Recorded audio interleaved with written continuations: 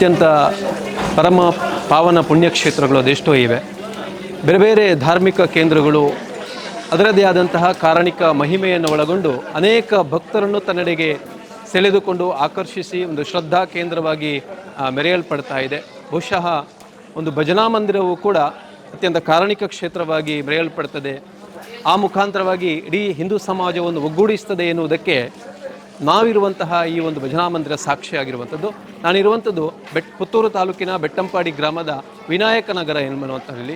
ಬಹುಶಃ ಈ ಮಂದಿರವನ್ನು ನಾವು ಕಾಣ್ತಾ ಇದ್ದೀರಿ. ಶ್ರೀ ಸಿದ್ಧಿವಿನಾಯಕ ದೇವರ ಇದು ಭಜನಾ ಮಂದಿರ. ಆ ಬೆಟ್ಟದ ತುತ್ತ ತುದಿಯಲ್ಲಿರುವಂತಹ ಅತ್ಯಂತ ಪ್ರಕೃತಿ ರಮಣೀಯವಾದಂತಹ ಈ ಒಂದು ಸುಂದರವಾದಂತಹ ತಾಣದಲ್ಲಿ ಕಂಗೊಳಿಸಲ್ಪಡ್ತಾ ಇದೆ ನೂತನ ಭಜನಾ ಮಂದಿರ. ಬಹುಶಃ ಇದು ಕಳೆದ 24 ವರ್ಷಗಳ ಹಿಂದೆ ಈ ಭಜನಾ ಮಂದಿರ ಒಂದು ಚಪ್ಪರದ ಅಡಿಯಲ್ಲಿ ನಿರ್ಮಾಣಗೊಂಡಂತಹ ಭಜನಾ ಮಂದಿರ, ಬೆರಳೆಣಿಕೆಯ ಭಜಕರಿಂದ ಆರಂಭಗೊಂಡಂತಹ ಭಜನಾ ಮಂದಿರ ಇವತ್ತು ಪುನರ್ ನಿರ್ಮಾಣಗೊಂಡು ಅತ್ಯಂತ ಸುಂದರವೂ ಮತ್ತು ಭವ್ಯವೂ ಆದಂತಹ ಒಂದು ಭಜನಾ ಮಂದಿರ ನಿರ್ಮಾಣಗೊಂಡು ಅನೇಕ ಆರಾಧಕರ ಮತ್ತು ಶ್ರದ್ಧಾ ಭಜಕರ ಒಂದು ಆರಾಧನಾ ಕೇಂದ್ರವಾಗಿ ಪರಿಣಮಿಸಲ್ಪಟ್ಟಿರುವಂಥದ್ದು. ಬಹುಶಃ ಈ ಒಂದು ಭಜನಾ ಮಂದಿರದ ಲೋಕಾರ್ಪಣೆ ಮತ್ತು ಪ್ರತಿಷ್ಠಾ ಮಹೋತ್ಸವ ಇದೇ 28ರಿಂದ 30ರವರೆಗೆ ನಡೆಯಲಿಕ್ಕಿರುವಂಥದ್ದು. ಬೇರೆ ಬೇರೆ ಧಾರ್ಮಿಕ, ವೈದಿಕ ಮತ್ತು ಸಾಂಸ್ಕೃತಿಕ ಕಾರ್ಯಕ್ರಮಗಳ ಜೊತೆಗೂಡಿ ಬನ್ನಿ. ಹಾಗಾದರೆ ಈ ಒಂದು ಮಂದಿರ ನಿರ್ಮಾಣ ಹೇಗೆಗೊಂಡಿತ್ತು, ಮಂದಿರದ ವಿಶೇಷತೆ ಯಾವ ರೀತಿಯಾಗಿದೆ ಮತ್ತು ಇದರ ಹಿಂದೆ ಸಮಿತಿಯವರು ಆಗಿರ್ಬೋದು, ಕಾರ್ಯಕರ್ತರಾಗಿರ್ಬೋದು ಯಾವ ರೀತಿಯಾದಂತಹ ಕೆಲಸ ಕಾರ್ಯದಲ್ಲಿ ತೊಡಗಿಸಿಕೊಂಡರು, ಒಟ್ಟು ಉದ್ದೇಶದ ಬಗ್ಗೆ ಮಾತಾಡಿಕೊಂಡು ಬರೋಣ. ಮೊದಲಾಗಿ ಈ ಮಂದಿರವನ್ನು ನೋಡಿಕೊಂಡು ಬರೋಣ. ಬಹುಶಃ ಅತ್ಯಂತ ಗುಣಮಟ್ಟದ ಒಳ್ಳೆಯ ಉತ್ತಮ ಮರಮುಗ್ಗಟ್ಟುಗಳಿಂದ ನಿರ್ಮಾಣಗೊಂಡಂತಹ ಒಂದು ಮಂದಿರ ಅಂತ ಹೇಳ್ಬೋದು. ಆರಂಭದಲ್ಲಿ ನಾವು ನೋಡಿದರೆ ಇದಕ್ಕೆ ಬಹಳ ಆಕರ್ಷಕವಾದಂತಹ ದ್ವಾರವನ್ನು ನಿರ್ಮಾಣ ಮಾಡಲಾಗಿದೆ, ಬಾಗಿಲನ್ನು ನಿರ್ಮಾಣ ಮಾಡಲಾಗಿದೆ. ಇದು ಸಾಗುವಾನಿ ಮರದ ಮುಖಾಂತರವಾಗಿ ನಿರ್ಮಾಣ ಮಾಡಿರುವಂತಹ ಒಂದು ದ್ವಾರ ಆಗಿರ್ಬೋದು. ಹಾಗೆ ನೋಡಬೇಕಾದ್ರೆ ಇಡೀ ಭಜನಾ ಮಂದಿರದ ಒಳಭಾಗವು ಕೂಡ ಸಂಪೂರ್ಣವಾಗಿ ಗ್ರಾನೈಟ್ ಕಲ್ಲಿನ ಹಾಸಿನೊಂದಿಗೆ ನಿರ್ಮಾಣ ಮಾಡಿರುವಂಥದ್ದು.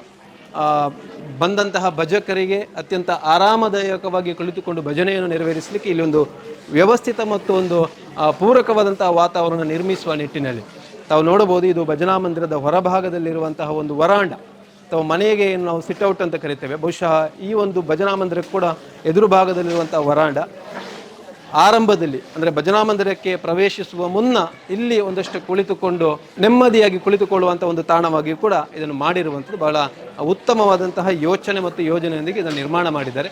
ಒಳಭಾಗದಲ್ಲಿ ಹೇಗಿದೆ ಅಂತ ನೋಡ್ಕೊಂಡು ಬರೋಣ.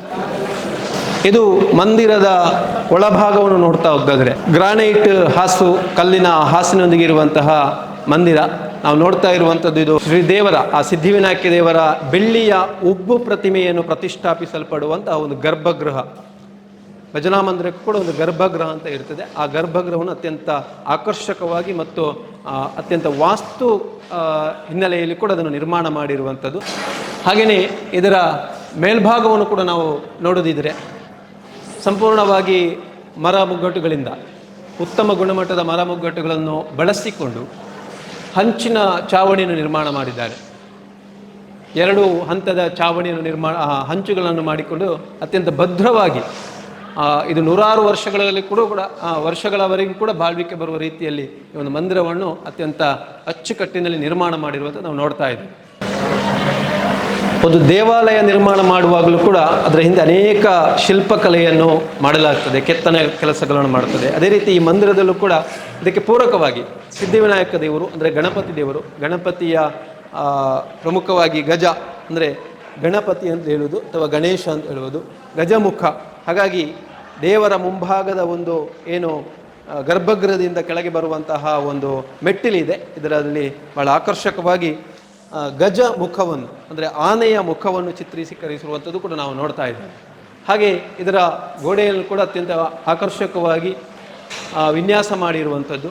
ನೋಡಲು ಮಂದಿರ ಇಲ್ಲಿ ಕುಳಿತುಕೊಂಡು ಭಜನೆ ಮಾಡುವವರಿಗೆ ಅತ್ಯಂತ ಒಂದು ಸುಂದರವಾದ ಮತ್ತು ನೆಮ್ಮದಿಯ ವಾತಾವರಣ ಮತ್ತು ಒಂದು ಭವ್ಯವಾದಂತಹ ಮಂದಿರವನ್ನು ಕಲ್ಪಿಸಿಕೊಡುವಂತಹ ನಿಟ್ಟಿನಲ್ಲಿ ಈ ಒಂದು ಗರ್ಭಗೃಹವನ್ನು ಕೂಡ ಮಾಡಿರುವಂಥದ್ದು. ಇದು ಗರ್ಭಗೃಹದ ಸುತ್ತು ಓಡಿ ಅಂದರೆ ಭಕ್ತರು ಬಂದು ಒಂದು ಸುತ್ತು ಬಂದು ದೇವರಿಗೆ ನಮಸ್ಕಾರ ಮಾಡಲಿಕ್ಕೆ ವಿಶೇಷವಾಗಿ ನಾನು ಗರ್ಭಗುಡಿಯ ರೀತಿಯಲ್ಲಿ ಮಾಡಿರುವಂಥದ್ದು ದೇವರ ಒಂದು ಉಬ್ಬು ಪ್ರತಿಮೆಯನ್ನು, ಬೆಳ್ಳಿಯ ಉಬ್ಬು ಪ್ರತಿಮೆಯನ್ನು ಏನೋ ಪ್ರತಿಷ್ಠಾಪಿಸಲ್ಪಡ್ತದೆ, ಅದಕ್ಕೆ ಬೇಕಾದಂತಹ ಒಂದು ಪೀಠವನ್ನು ಕೂಡ ಮಾಡಲಾಗಿದೆ. ಗ್ರಾನೈಟ್ನಲ್ಲಿ ಮಾಡಿರುವಂತಹ ಒಂದು ಪೀಠ ಅತ್ಯಂತ ನೋಡಲು ಆಕರ್ಷಕವಾಗಿ, ಅಂದರೆ ಹೊರಭಾಗದಿಂದಲೇ ನೋಡುವಾಗಲೇ ಆ ದೇವರ ಉಬ್ಬು ಪ್ರತಿಮೆ ಎದ್ದು ಕಾಣುವ ರೀತಿಯಲ್ಲಿ ಅದಕ್ಕೆ ಬೇಕಾದಂಥ ವ್ಯವಸ್ಥೆಯನ್ನು ಅಲ್ಲಿ ಮಾಡಲಾಗಿದೆ. ಈ ಮಂದಿರದ ಗರ್ಭಗೃಹದ ಆ ಒಂದು ಸುಂದರವಾದಂತಹ ಮರದ ಬಾಗಿಲನ್ನು ನೋಡುವುದಾದರೆ ಅತ್ಯಂತ ಆಕರ್ಷಕವಾಗಿ ಕೆತ್ತನೆ ಮಾಡಲ್ಪಟ್ಟಂತಹ ಮರದ ಬಾಗಿಲು. ಮೇಲ್ಭಾಗದಲ್ಲಿ ನೋಡಿದರೆ ಬಲಭಾಗದಲ್ಲಿ ಓಂಕಾರವನ್ನು ಚಿತ್ರೀಕರಿಸಲಾಗಿದೆ. ಎಡಭಾಗದಲ್ಲಿ ಅಂದರೆ ಗರ್ಭಗೃಹದಿಂದ ನೋಡಬೇಕಾದ್ರೆ ಎಡಭಾಗದಲ್ಲಿ ಸ್ವಸ್ತಿಕವನ್ನು ಚಿತ್ರೀಕರಿಸಲಾಗಿದೆ. ಅದರ ನಂತರ ಕೆಳಭಾಗದಲ್ಲಿ ಶಂಖ ಮತ್ತು ಚಕ್ರ, ಇದೆಲ್ಲವೂ ಕೂಡ ಹಿಂದೂ ಧರ್ಮದಲ್ಲಿ ಮತ್ತು ಧಾರ್ಮಿಕ ಕ್ಷೇತ್ರಗಳಲ್ಲಿ ಇರುವಂಥದ್ದು. ಹಾಗಾಗಿ ಇಲ್ಲಿ ಶಂಖಚಕ್ರವನ್ನು ಚಿತ್ರೀಕರಿಸಲಾಗಿದೆ. ಅದರ ಕೆಳಭಾಗದಲ್ಲಿ ಕುಂಭವನ್ನು ಅಂದರೆ ಕಲಶವನ್ನು ಇಟ್ಟಂತಹ ಒಂದು ಇದನ್ನು ಚಿತ್ರೀಕರಿಸಲಾಗಿದೆ. ಅದರ ಕೆಳಭಾಗದಲ್ಲಿ ಆಕರ್ಷಕವಾಗಿ ದೀಪ, ದೇವರಿಗೆ ಬಹಳ ಮುಖ್ಯವಾಗಿರುವಂಥದ್ದು ದೀಪದ ಆರಾಧನೆ. ಹಾಗಾಗಿ ದೀಪವನ್ನು ಅಲ್ಲಿ ಕೆತ್ತಲಾಗಿದೆ. ಒಟ್ಟು ಗರ್ಭಗೃಹದ ಒಂದು ಸುಂದರವಾದಂತಹ ಬಾಗಿಲನ್ನು ನಿರ್ಮಾಣ ಮಾಡಿರುವಂಥದ್ದು.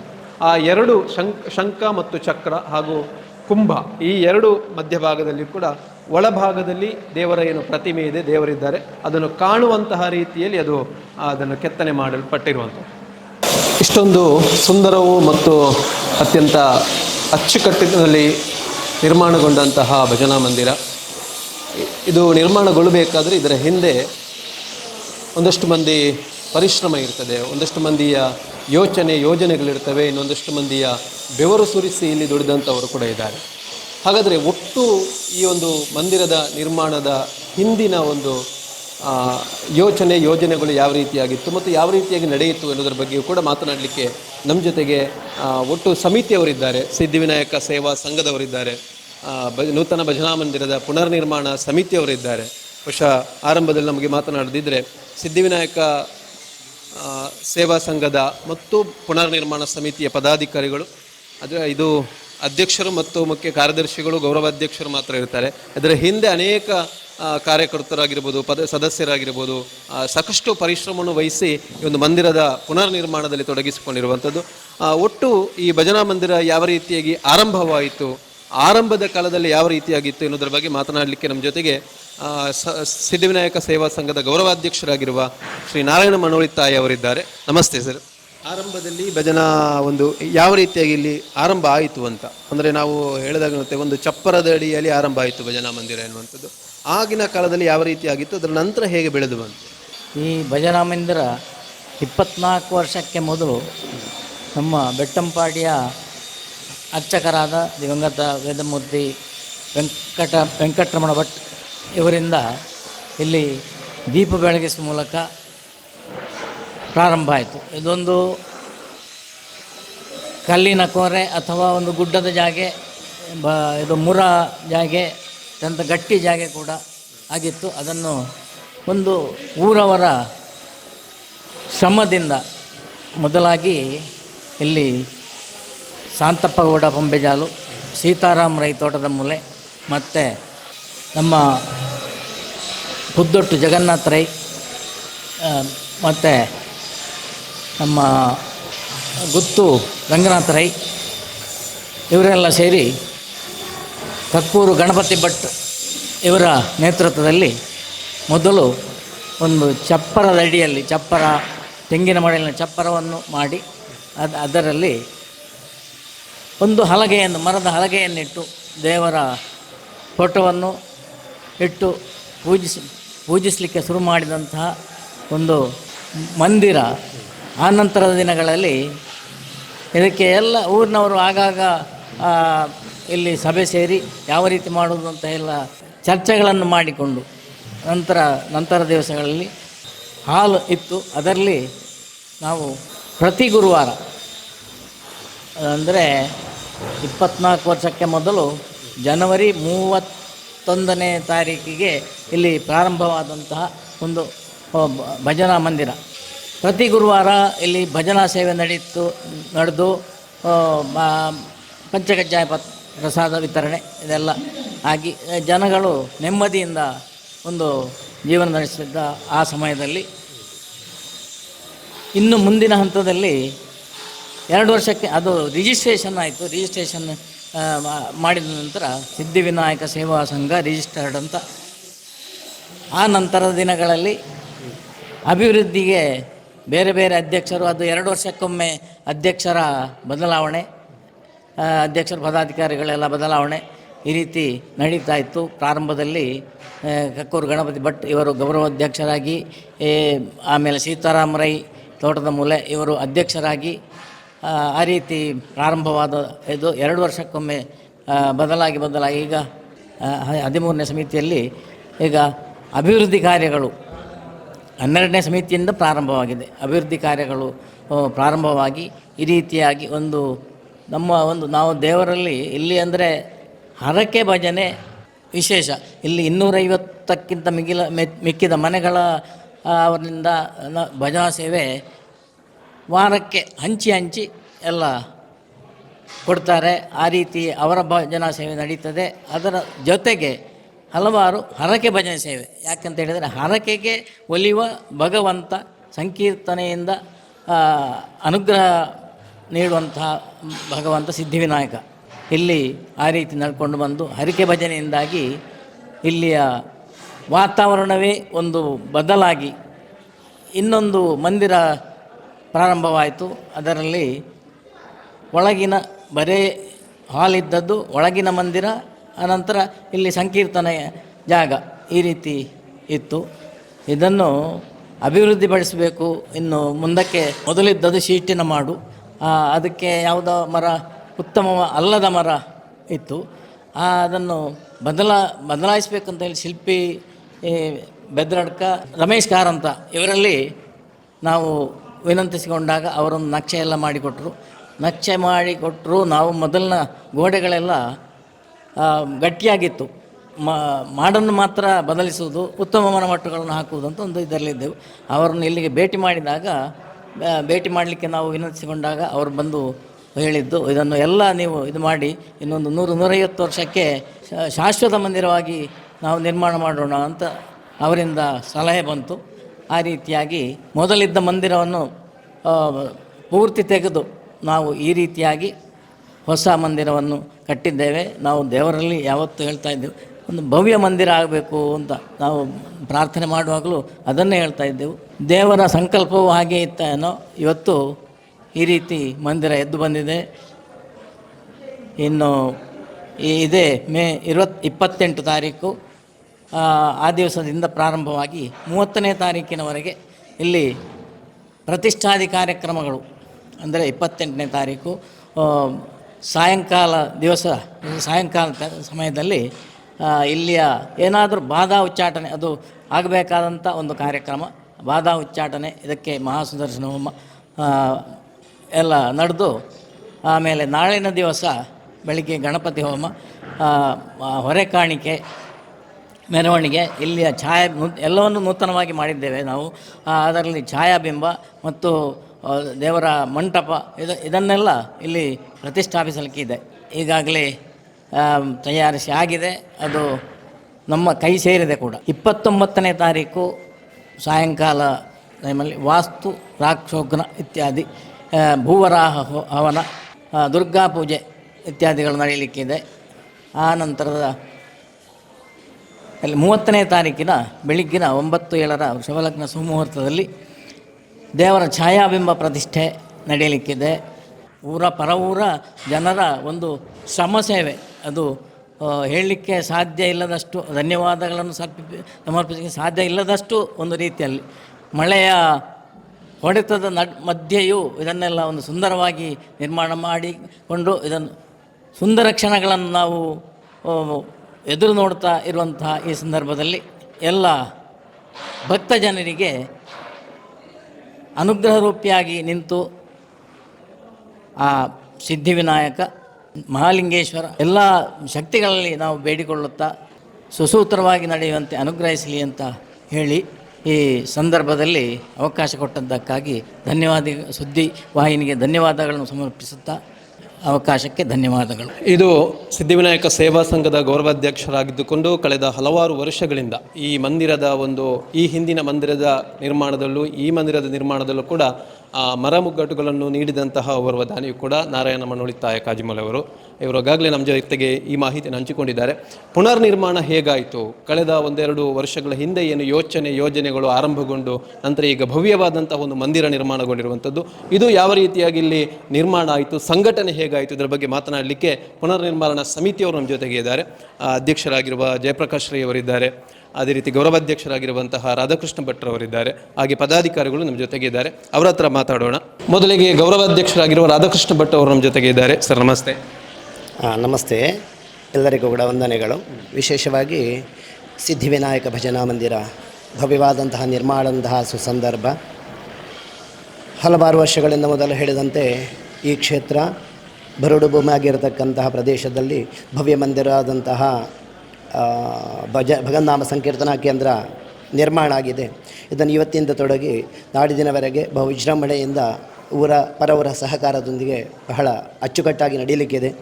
ಅದಕ್ಕೆ ಬೇಕಾದಂಥ ಪ್ರತಿಯೊಬ್ಬರೂ ಕೂಡ ಇಲ್ಲಿ ಈ ಮಳೆಗಾಲ ಆರಂಭ ಆದಂಥ ಈ ಸಂದರ್ಭದಲ್ಲೂ ಕೂಡ ಅದನ್ನು ಲೆಕ್ಕಿಸದೆ ಕೆಲಸ ಕಾರ್ಯಗಳ ಹಗಲಿರುಳು ಕೂಡ ಭಕ್ತ ಮಹಾಶಯರು ಎಲ್ಲರೂ ಕೂಡ ಸಹಕಾರ ಮಾಡ್ತಾ ಇದ್ದಾರೆ. ಇದಕ್ಕೆ ಬೇಕಾದಂತಹ ಎಲ್ಲ ಸಹಾಯವನ್ನು ಕೂಡ ನಮ್ಮ ಊರವರು ಮಾತ್ರವಲ್ಲದೆ ಪರವೂರಿನವರು ಬೇರೆ ಬೇರೆ ರೀತಿಯಲ್ಲಿ ಸಹಕಾರವನ್ನು ಕೊಡ್ತಾ ಇದ್ದಾರೆ, ಇನ್ನು ಮುಂದಕ್ಕೂ ಕೊಡ್ತಾ ಇದ್ದಾರೆ.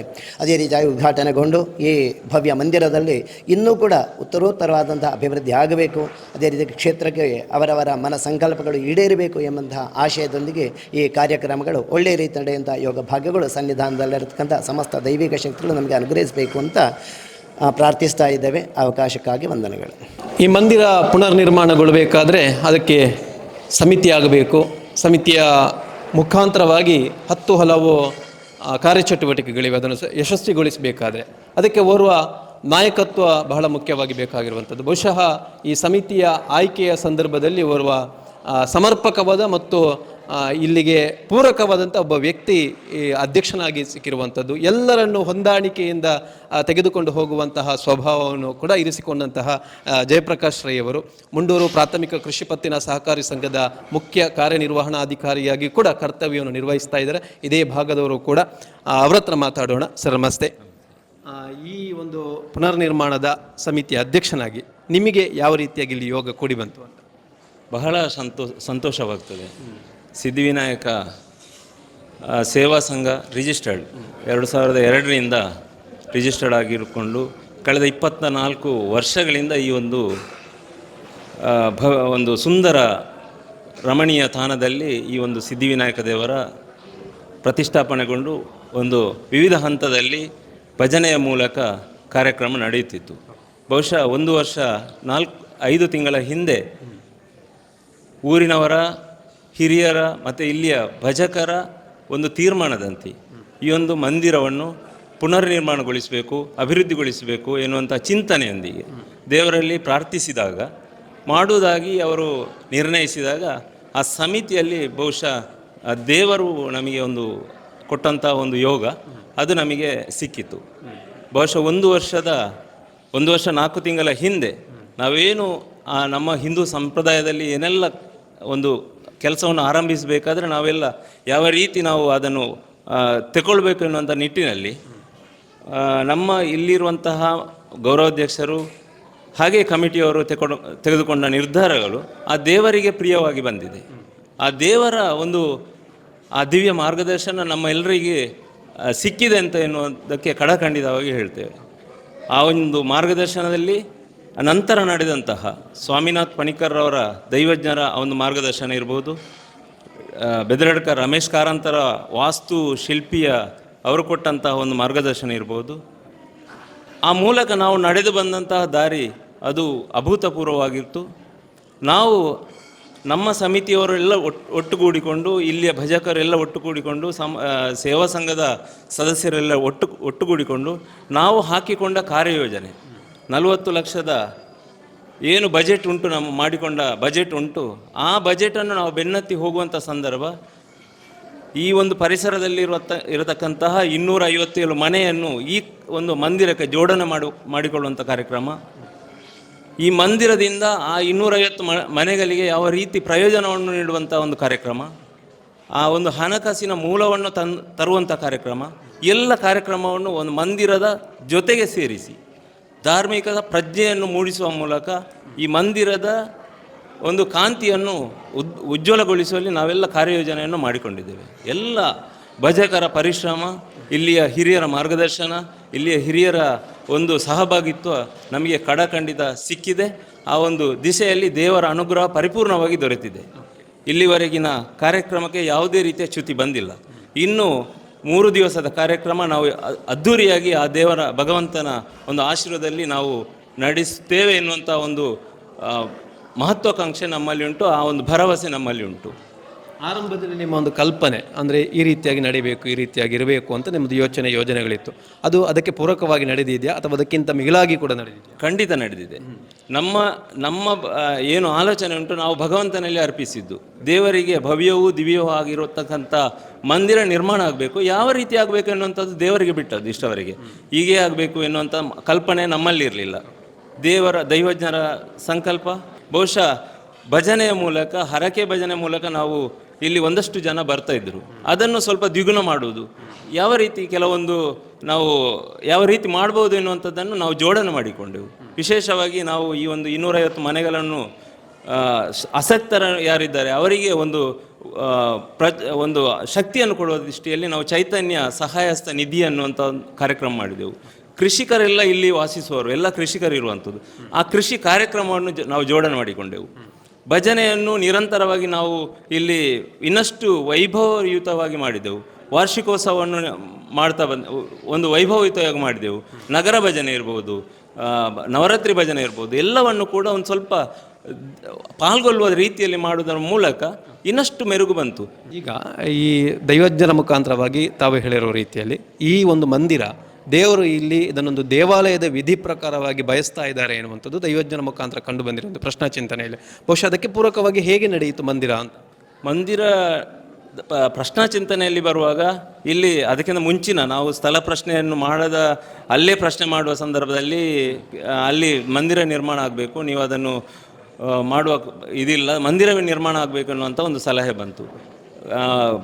ವಾಸ್ತುಶಿಲ್ಪಿಯವರು ಬಂದ ಮೇಲೆ ಅವರು ಇಲ್ಲೇ ಪ್ರಶ್ನೆ ನೀಡಬೇಕು, ಇಲ್ಲೇ ಪ್ರಶ್ನೆ ಆಗಬೇಕು ಅನ್ನುವಂಥ ಮಾಡಿದರೆ ಇದಕ್ಕೆ ಪರಿಹಾರ ಸಿಗ್ಬೋದು ಎನ್ನುವಂಥ ನಿಟ್ಟಿನಲ್ಲಿ ಅವರು ಹೇಳಿದರು. ಆ ನಿಟ್ಟಿನಲ್ಲಿ ಇಲ್ಲೇ ಸ್ಥಳ ಪ್ರಶ್ನೆ ಮಾಡುವುದರ ಮೂಲಕ ವೇದಮೂರ್ತಿ ದಿನೇಶ್ ಮರಡಿತಾಯರವರ ಒಂದು ದಿವ್ಯ ಮಾರ್ಗದರ್ಶನ ಮತ್ತು ಆ ಒಂದು ಏನೋ ಅಲ್ಲಿ ಒಂದು ಸ್ವಲ್ಪ ಗೊಂದಲಗಳಿತ್ತು, ಅದನ್ನು ಸೂಕ್ತವಾಗಿ ಅವರು ಪರಿಹರಿಸುವುದರ ಮೂಲಕ ಇಲ್ಲಿ ಮಂದಿರವೇ ನಿರ್ಮಾಣ ಆಗಬೇಕು, ಮಂದಿರದ ಮೂಲಕ ಇಲ್ಲಿ ಕಾರ್ಯಚಟುವಟಿಕೆ ಆಗಬೇಕು ಅನ್ನೋಂಥ ಒಂದು ಮಾರ್ಗದರ್ಶನ ಮತ್ತು ಆ ನಿಟ್ಟಿನಲ್ಲಿ ನಾವು ಮುಂದುವರಿತಾ ಇದ್ದೇವೆ. ಈಗ ಈ ಒಟ್ಟು ವೆಚ್ಚಗಳು ಮತ್ತು ಯಾವ ರೀತಿಯಾಗಿ ಅಂದರೆ ಮರಮುಗ್ಗಟ್ಟುಗಳಾಗಿರ್ಬೋದು, ಬೇರೆ ರೀತಿಯಾದಂತಹ ವ್ಯವಸ್ಥೆಗಳು ಮಂದಿರದಲ್ಲಿ ಹೇಗೆ ಜೋಡಣೆ ಆಗಿದೆ? ಬಹುಶಃ ಮಂದಿರದ ವಿಷಯಕ್ಕೆ ಬರುವಾಗ ನಾವು ಯಾವ ರೀತಿ ಅಂದರೆ ಉತ್ಕೃಷ್ಟವಾದಂಥ ಮರ ಸಾಗುವಾಣಿ ಮರ ಅದರಲ್ಲೇ ನಿರ್ಮಾಣ ಆಗಿರುವಂಥದ್ದು.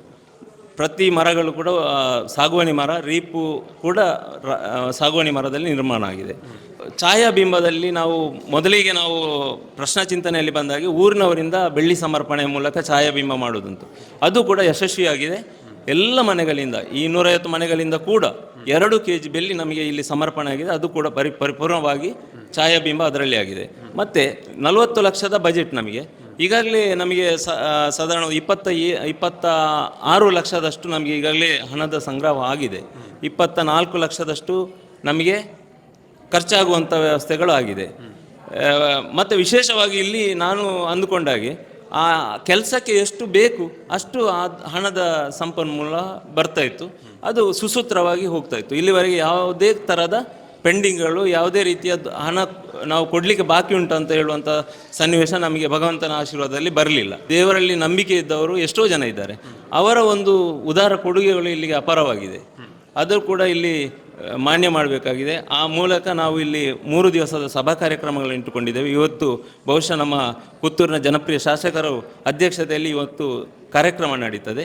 ಅವರು ಈ ಒಂದು ಮಂದಿರಕ್ಕೆ 5 ಲಕ್ಷದ ದೇಣಿಗೆ ಸರ್ಕಾರದಿಂದ ಕೊಡುವಂತಹ ಅನುದಾನವನ್ನು ನೀಡಿದ್ದಾರೆ. ಅದರಲ್ಲಿ ಮೊದಲ ಭಾಗವಾಗಿ 3,33,000 ಮೊನ್ನೆ 6ನೇ ತಾರೀಕಿಗೆ ನಮ್ಮ ಖಾತೆಗೆ ಜಮೆ ಆಗಿದೆ. ಇನ್ನು 167 ಇನ್ನೂ ಬರಲಿಕ್ಕೆ ಬಾಕಿ ಉಂಟು. ಅದು ಬಹುಶಃ ನಮ್ಮ ಈ ಮುಂದಿನ ಹಂತಕ್ಕೆ ಬರ್ತದೆ. ಇನ್ನು ಈಗಾಗಲೇ ನಾವು ಕಾಂಕ್ರೀಟಿಗೆ ಅವರಿಗೆ ಮನವಿಯನ್ನು ಮಾಡಿಕೊಂಡಿದ್ದೇವೆ. ಮುಂದಿನ ಹಂತದಲ್ಲಿ ಈ ಮಂದಿರವನ್ನು ಯಾವ ರೀತಿ ತಗೊಂಡು ಹೋಗ್ಬೋದು ಎನ್ನುವ ನಿಟ್ಟಿನಲ್ಲಿ ನಾವು ಈಗಾಗಲೇ ರೂಪುರೇಷೆಯನ್ನು ಹಾಕಿದ್ದೇವೆ. ಧಾರ್ಮಿಕ ದತ್ತಿ ರಾಜ್ಯ ಪರಿಷತ್ ಸದಸ್ಯರಂತ ಮಲ್ಲಿಕಾ ಪಕ್ಕಲ ಅವರಿಗೆ ಈಗಾಗಲೇ ನಾವು ಒಂದು ಮನವಿಯನ್ನು ಕೊಟ್ಟಿದ್ದೇವೆ. ಅದು 3 ಲಕ್ಷದಷ್ಟು ಮೊತ್ತವನ್ನು ನಾವು ಅವರು ಸರ್ಕಾರಕ್ಕೆ ಶಿಫಾರಸು ಮಾಡಿದ್ದಾರೆ. ಬಹುಶಃ ಅದು ಕೂಡ ನಮಗೆ ಲಭ್ಯ ಆಗ್ಬೋದು ಮುಂದಿನ ಕೆಲಸ ಕಾರ್ಯಗಳಿಗೆ. 25,000, 50,000, 1 ಲಕ್ಷ ಕೊಡುವಂಥ ಮೊತ್ತ ಅದು ಅವರ ದುಡಿಮೆಯ ಮೊತ್ತ. ಒಳ್ಳೆಯದಾಗಲಿ, ಒಳ್ಳೆಯ ಉದ್ದೇಶಕ್ಕೆ ಸದುಪಯೋಗ ಆಗಲಿ ಅನ್ನುವಂಥ ಮೊತ್ತವನ್ನು ಅವರು ಕೊಟ್ಟಿದ್ದಾರೆ. ಅದನ್ನು ನಿರಂತರವಾಗಿ ಈ ಮಂದಿರ ಮತ್ತು ಅವರಿಗೆ ಸಂಪರ್ಕವನ್ನು ಇಟ್ಟುಕೊಂಡು ಮುಂದಿನ ಕಾರ್ಯಯೋಜನೆಯನ್ನು ಇನ್ನೂ ಕೂಡ ಯಶಸ್ವಿಯಾಗಿ ನಾವು ಮಾಡ್ತೇವೆ ಎನ್ನುವಂಥ ನಿಟ್ಟಿನಲ್ಲಿ ಕಾರ್ಯಕ್ರಮ ಇನ್ನೂ ಕೂಡ ಜೋಡಣೆ ಮಾಡಿಕೊಳ್ತೇವೆ. ಓಕೆ, ಈಗ ಪ್ರತಿಷ್ಠಾ ಮಹೋತ್ಸವದ ಕಾರ್ಯಕ್ರಮಗಳು 3 ದಿವಸ ಕಾರ್ಯಕ್ರಮಗಳು ನಡೆಯಲಿಕ್ಕಿದೆ.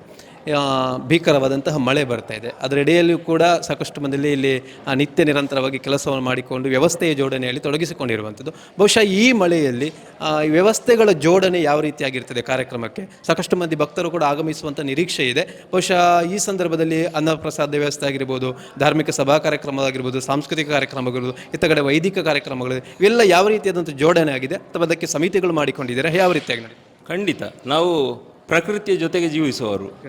ನಾವು ಹಿಂದೂಗಳಾಗಿ ನಾವು ಪ್ರಕೃತಿಯನ್ನು ಪೂಜೆ ಮಾಡುವವರು.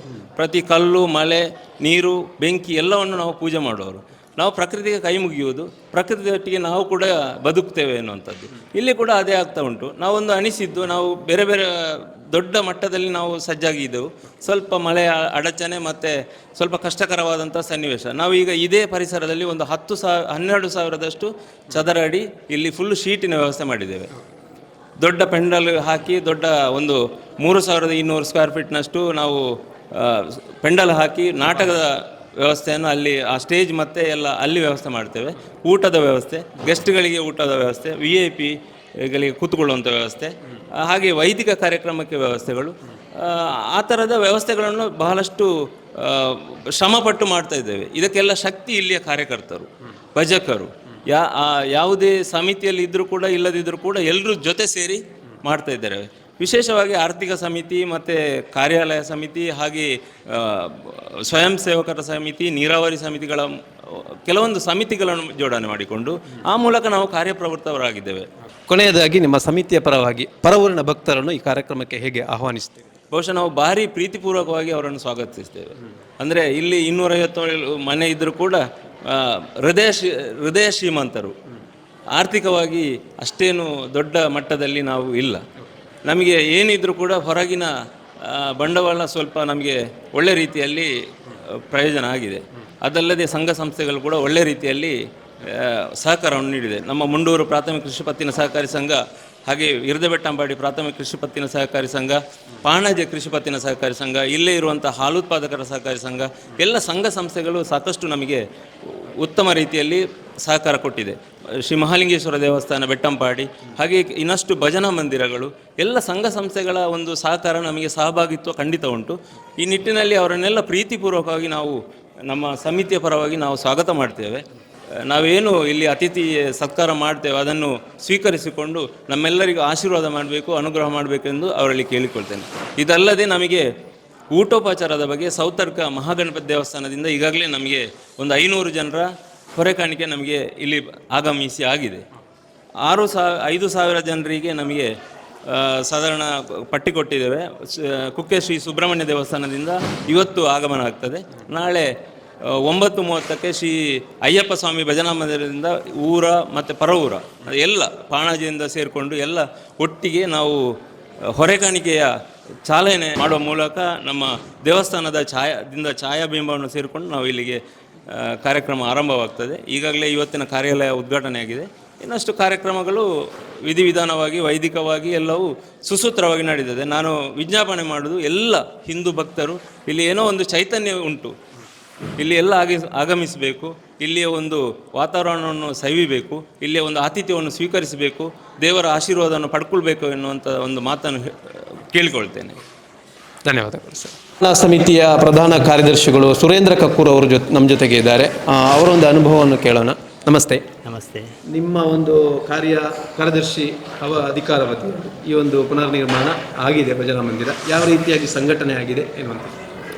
ಅಂದರೆ ನಾನು ಸಾಧಾರಣ ಚಿಕ್ಕ ವಯಸ್ಸಲ್ಲಿ ಈ ಭಜನಾ ಮಂದಿರದಲ್ಲಿ ಪಾಲ್ಗೊಂಡಿದ್ದಂಥದ್ದು. ಸಾಧಾರಣ 2016ಕ್ಕಿಂತ ನಾನು ಆಮೇಲೆ ಇಲ್ಲಿ ಅಧ್ಯಕ್ಷ ಸ್ಥಾನವನ್ನು ನನಗೆ ಕೊಟ್ಟಿದ್ದರು ಅಭಿವೃದ್ಧಿ ಸಂಘಟನೆಯಲ್ಲಿ. ಅದಾದಮೇಲೆ ಒಂದು 4 ವರ್ಷ ಕಾರ್ಯದರ್ಶಿಯಾಗಿ ಕೆಲಸ ಮಾಡಿದೆ. ಇವಾಗ ನಮಗೊಂದು ಸಿಕ್ಕಿರುವಂಥದ್ದು ಈ ಅಭಿವೃದ್ಧಿ ಸಮಿತಿಯಲ್ಲಿ ಕಾರ್ಯದರ್ಶಿ ಕೆಲಸವನ್ನು ನಮಗೆ ಎಲ್ಲರ ಸಮ್ಮುಖದಲ್ಲಿ ನಾನು ಆಯ್ಕೆ ಮಾಡಿದ್ದಾರೆ. ಹಾಗೆ ಸುಸೂತ್ರವಾಗಿ ಅಷ್ಟು ಅಚ್ಚುಕಟ್ಟಾಗಿ ಇಲ್ಲಿ ಕಾರ್ಯಕ್ರಮಗಳು ನಡೀತಾ ಇದೆ. ಹಾಗೆ ನಮಗೊಂದಿದ್ದ ಅಂಥ ಭಗವಂತನೊಂದು ಅವಕಾಶ, ಎಲ್ಲರಿಗೂ ಅಂಥ ಅವಕಾಶ ಸಿಗಲ್ಲ. ಸಿಕ್ಕಿರುವಂಥ ಅವಕಾಶ ನಾವು ಅತ್ಯಂತ ಸುಂದರವಾಗಿ ಅದನ್ನು ಪೂರೈಸ್ತಾ ಇದ್ದೀವಿ ಎಲ್ಲರ ಸಹಕಾರದಿಂದ.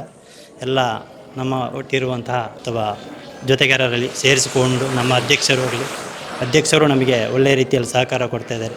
ಹಾಗೆ ಗೌರವಾಧ್ಯಕ್ಷರಾಗಿ ರಾಧಾಕೃಷ್ಣ ಭಟ್ರು, ಆಡಳಿತ ಸಮಿತಿಯ ಗೌರವಾಧ್ಯಕ್ಷರು ನಾರಾಯಣ ಮಾಲ್ತ್ಯಾರು, ಹಾಗೆ ನಮ್ಮ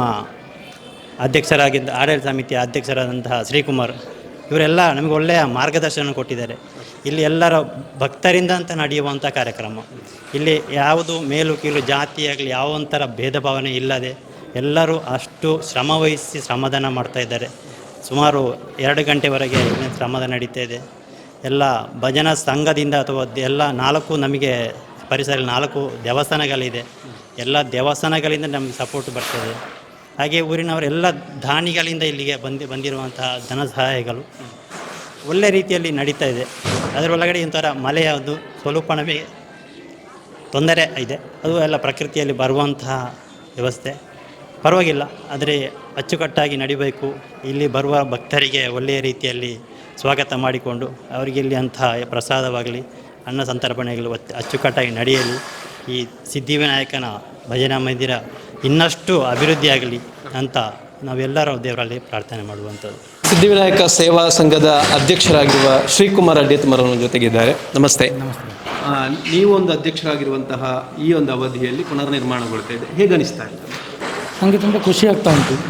ಅಂದರೆ ನಾನು ಬಾಕಿ ಕೆಲಸದಲ್ಲಿ ಹೀಗೆ ಬರ್ತಾ ಇದ್ದಲ್ಲದೆ ಈ ಒಂದು ಇವರೊಟ್ಟಿಗೆ ಸೇರಿಕೊಂಡಿಲ್ಲ ಆಯಿತು. ಒಂದು ಒಳ್ಳೆಯ ಸ್ಥಾನ ಕೊಟ್ಟರು ನನಗೆ. ಸಪೋರ್ಟಿಗೆ ಇವರು ನನಗೆ ಜಯಪ್ರಕಾಶರಿದ್ದಾರೆ, ಎಲ್ಲರೂ ಸಹ ಇದ್ದಾರೆ. ಇವರ ಮಾರ್ಗದರ್ಶನದಲ್ಲಿ ನಮ್ಮ ಕೆಲಸ ಆಗ್ತಾ ಉಂಟು. ಹಾಗೆ ಈಗ ಬರುವ ಭಕ್ತರಿಗೆ ಒಂದು ರಾತ್ರಿ 8 ಗಂಟೆ 9 ಗಂಟೆಗೆಲ್ಲ ಹೋಗುವಾಗ ಇಲ್ಲಿಂದ ಒಂದು ಫಲಾರದ ವ್ಯವಸ್ಥೆ ಆಗಬೇಕು ಅಂತ ಅದನ್ನು ಶುರು ಮಾಡಿದ್ದೇವೆ. ಈಗ ಅದು ಶುರು ಮಾಡಿದ ನಂತರ ಈಗ ಜನರ ಒಂದು ವಾರದ ಭಜನೆ ಭಜನೆ ಗುರುವಾರ ಭಜನೆ ಆಗುವಾಗ ಈಗ ಒಂದು ಫಲಾರದ ವ್ಯವಸ್ಥೆ ಆಗಬೇಕು ಅಂತ ಅದನ್ನು ಈಗ ಇವರು ನಮ್ಮ ಅಧ್ಯಕ್ಷರು ಮಾತಾಡಿ ಇದು ಬ್ಯಾಂಕ್ ಹರೀಶ್ ಕಡಂದಿಲ್ ಅವರು ಪ್ರಾರಂಭಕ್ಕೆ ಶುರು ಮಾಡಿದರು ಫಲಾರದ ವ್ಯವಸ್ಥೆ ಅಂತ. ಅದರ ನಂತರ ಹೀಗೆ ಅನ್ನದಾನ ಇಂಥೆಲ್ಲ ನಡೀತಾ ಉಂಟು. ಒಳ್ಳೆ ರೀತಿಯಲ್ಲಿ ಬಂದ ಜನರೆಲ್ಲ ಚಂದಕ್ಕೆ ಖುಷಿ ಪಟ್ಟುಕೊಂಡು ಹೋಗ್ತಾ ಇದ್ದಾರೆ. ವಾರ ಎಷ್ಟು ಸಾಧಾರಣವಾಗಿ ಭಜನಾ ಸೇವೆಗಳು? ಭಜನೆ ಸಾಧಾರಣ ಒಂದು 17-18, ಕೆಲವೊಮ್ಮೆ 20 ಆಗುವುದು ಉಂಟು. ಹರಕೆ ಭಜನೆಗಳೇ ಜಾಸ್ತಿ ಇಲ್ಲ. ವಾರ್ಷಿಕವಾಗಿ ಒಂದು 2-3 ಇರ್ತದೆ. ಅದಿಲ್ಲದ್ರೆ ಒಂದು 17-18 ಹರಕೆ ಭಜನೆ ಬರ್ತದೆ ಇಲ್ಲಿಗೆ. ಅಂದರೆ ಹರಕೆ ಭಜನೆಗಳು ಸ್ಥಳೀಯವಾಗಿ ಮಾತ್ರ ಇರ್ತದೆ, ಅಂದರೆ ಹೊರಭಾಗದವರು ಕೂಡ ಹೊರಭಾಗಿನವ್ರದ್ದು ಬರ್ತದೆ. ತುಂಬ ಬರ್ತದೆ. ಅಂದರೆ ನೆನೆಸಿಕೊಂಡಿರ್ತಾರೆ ಅವರ ಕಾರ್ಯವನ್ನು. ಎಷ್ಟೋ ದೂರದಿಂದ ಬರ್ತಾರೆ, ಬಂದು ಒಳ್ಳೆ ಖುಷಿ ಪಟ್ಟುಕೊಂಡು ಹೋಗ್ತಾರೆ ಇಲ್ಲಿಂದ. ಅಂದರೆ ದೇವರ ಇದು ಅಷ್ಟು ಉಂಟು. ಅಂದರೆ ಯಾವುದಕ್ಕೆ ಸಾಮಾನ್ಯವಾಗಿ ಹೆಚ್ಚಾಗಿ ಇಲ್ಲಿ ಹರಕೆ ಅಂತ ಹೇಳುವಂಥದ್ದು ಯಾವುದಕ್ಕೆ? ಇಲ್ಲಿ ಹೆಚ್ಚಾಗಿ ಆರೋಗ್ಯಕ್ಕೆ ಹೆಚ್ಚಾಗಿ ಬರ್ತಾರೆ. ಮತ್ತು ಈ ಕೆಲಸ ಉದ್ಯೋಗಗಳಿಗೆ ಬೇಕಾಗಿ ಅದಕ್ಕೂ ನೆನೆಸಿಕೊಳ್ತಾರೆ. ಎಲ್ಲ ಇದು ವಿಚಾರದಲ್ಲಿ ಸಹ ಬರ್ತಾರೆ. ಇಲ್ಲಿ ಹೆಚ್ಚಾಗಿ ಆರೋಗ್ಯ ಮತ್ತು ಉದ್ಯೋಗಕ್ಕೆ ಹೆಚ್ಚಾಗಿ ಏನು ಇಷ್ಟಾರ್ಥವನ್ನು ಪ್ರಾರ್ಥಿಸಿಕೊಳ್ತಾರೆ ಅದು ಸಿದ್ಧಿಸ್ತದೆ ಎನ್ನುವಂಥದ್ದು, ಸಿದ್ಧಿವಿನಾಯಕದವರು ಸಿದ್ಧಿಸ್ತಾರೆ ಎನ್ನುವಂಥದ್ದು ಇಲ್ಲಿಯ ನಂಬಿಕೆ. ಹೌದು, ಖಂಡಿತ ಭಕ್ತರ ನಂಬಿಕೆ ಉಂಟು. ಪುನರ್ನಿರ್ಮಾಣ ಸಮಿತಿಯ ಜೊತೆ ಕಾರ್ಯದರ್ಶಿಗಳಾಗಿರುವ ಬಿ ಲಿಂಗಪ್ಪಗೌಡ ಅವರು ನಮ್ಮ ಜೊತೆಗೆ ಇದ್ದಾರೆ. ನಮಸ್ತೆ ಸರ್. ಹೇಗೆ ಅನಿಸ್ತದೆ ತಮಗೆ ಈ ಒಂದು ಮಂದಿರ ನಿರ್ಮಾಣಗೊಂಡಿದೆ ಈಗಾಗಲೇ? ಬಹಳ ಖುಷಿಯಾಗಿ. ಇಷ್ಟು ದೊಡ್ಡ ಮಂದಿರ ಆಗೋದಿಲ್ಲ, ನನ್ನ ಕನಸಲ್ಲೂ ನೆನೆಸಿರಲಿಲ್ಲ. ದೇವರು ನೆರವೇರಿಸಿಕೊಟ್ಟಿದ್ದಾರೆ. ಅಂದರೆ ಇದು ನಾನು 10ನೇ ವರ್ಷಕ್ಕೆ ಕಾರ್ಯದರ್ಶಿಯಾಗಿ ಇಲ್ಲಿ ಕೆಲಸ ಮಾಡಿದ್ದೇನೆ. ದಸವನೋತ್ಸವ ಎಲ್ಲ ಇತ್ತು, ಆಗ ಸಹ ಹೀಗೆ ಇತ್ತು ಪರಿಸ್ಥಿತಿ. ದುಡ್ಡು ಇರಲಿಲ್ಲ. ಲಾಸ್ಟಿಗೆ ನಾವು ನಮ್ಮ ಕಾಜಿಮೂಲೆ ನಾರಾಯಣ ಗೌರವಾಧ್ಯಕ್ಷರಾಗಿದ್ದರು. ಆ ಕೇಳಿದೆ, ಸರ್ ದುಡ್ಡು ಭಾರಿ ಸಮಸ್ಯೆ ಉಂಟು ಸರ್, ಏನಾಗೋದಿಲ್ಲ ನೀನು ಹೆದರಬೇಡ ಬರ್ತಾ ಇದ್ದೇನೆ. ಹಾಗೆ ಆಗಿದೆ. ಹಾಗೆ ನಮಗೆ 10ನೇ ವರ್ಷಕ್ಕೆ ನಮಗೆ ಈ ಕನಸಿತ್ತು, ಒಂದು ಭವ್ಯ 25ನೇ ವರ್ಷಕ್ಕೆ ಭವ್ಯ ಮಂದಿರ ಆಗಬೇಕಾದ್ರೆ ಅದು ದೇವರು ನೆರವೇರಿಸಿಕೊಟ್ಟಿದ್ದಾರೆ. ಈ ಊರಿಗೆ ಸಮಸ್ತ ಜನರಿಗೆ ಒಳ್ಳೆಯದಾಗಲಿದೆ ನಾನು ಶುಭಾರೈಸ್ತಾ ಕಾರ್ಯಕ್ರಮವು ಸಾಂಗವಾಗಿ ಹಾರೈಸ್ತೇನೆ. ಪುನರ್ನಿರ್ಮಾಣ ಸಮಿತಿಯ ಕೋಶಾಧಿಕಾರಿಗಳು ದಿನೇಶ್ ಗೌಡ ಪಂಬೇಜಲ್ ನಮ್ಮ ಜೊತೆಗೆ ಇದ್ದಾರೆ. ಬಹುಶಃ ಈ ಒಂದು ಇಷ್ಟೊಂದು ಕಾರ್ಯಕ್ರಮ ಅಥವಾ ಮಂದಿರ ನಿರ್ಮಾಣಗಳು ಬೇಕಾದ್ರೆ ಇದರ ಹಿಂದೆ ಆರ್ಥಿಕವಾದಂತಹ ಸಂಗ್ರಹ ಕೂಡ ಅತಿ ಮುಖ್ಯವಾಗಿರುವಂಥದ್ದು. ಕೋಶಾಧಿಕಾರಿಯಾಗಿದ್ದುಕೊಂಡು ಯಾವ ರೀತಿಯಾಗಿ ಅದನ್ನು ಸಂಘಟಿಸಿದ್ರು ಅವರ ಹತ್ರ ಕೇಳೋಣ. ಈ ಮಂದಿರ, ಹೊಸ ಮಂದಿರ ಭಾರಿ ಖುಷಿ ಆಗ್ತದೆ.